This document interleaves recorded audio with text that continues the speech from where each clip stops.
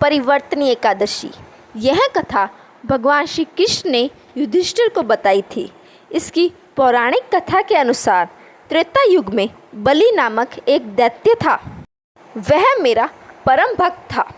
विविध प्रकार के वेद सूक्तों से मेरा पूजन किया करता था और नित्य ही ब्राह्मणों का पूजन तथा यज्ञ के आयोजन करता था। लेकिन इंद्र से द्वेष के कारण उसने इंद्रलोक तथा सभी देवताओं को जीत लिया। इसी कारण सभी देवता एकत्रित होकर सोच विचार कर भगवान के पास गए। बृहस्पति सहित इंद्रादिक देवता प्रभु के निकट जाकर और नतमस्तक होकर वेद मंत्रों द्वारा भगवान का पूजन और स्तुति करने लगे।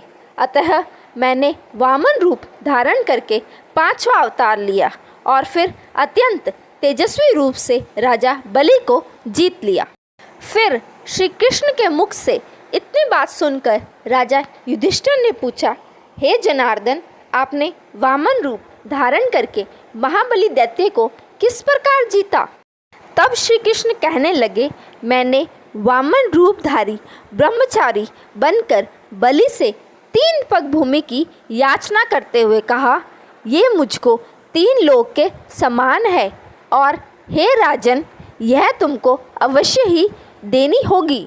राजा बलि ने इसे तुच्छ याचना समझकर 3 पग भूमि का संकल्प मुझको दे दिया और मैंने अपने त्रिविक्रम रूप को बढ़ाकर यहाँ तक कि भूलोक में पद, भूवरलोक में जंघा, स्वर्गलोक में कमर, महलोक में पेट, जनलोक में हृदय, यमलोक में कंठ की स्थापना कर सत्यलोक में मुख, उसके ऊपर मस्तक स्थापित किया। सूर्य, चंद्रमा आदि सब ग्रह गण, योग, नक्षत्र, इंद्रादिक देवता और शेष आदि सब नागगणों ने विविध प्रकार से वेद सूक्तों से प्रार्थना की। तब मैंने राजा बलि का हाथ पकड़कर कहा कि हे राजन, एक पद से पृथ्वी, दूसरे से स्वर्गलोक पूर्ण हो गए। अब तीसरा पग कहाँ रखूं? तब बलि ने अपना सिर झुका लिया और मैंने अपना पैर उसके मस्तक पर रख दिया, जिससे मेरा वह भक्त पाताल को चला गया।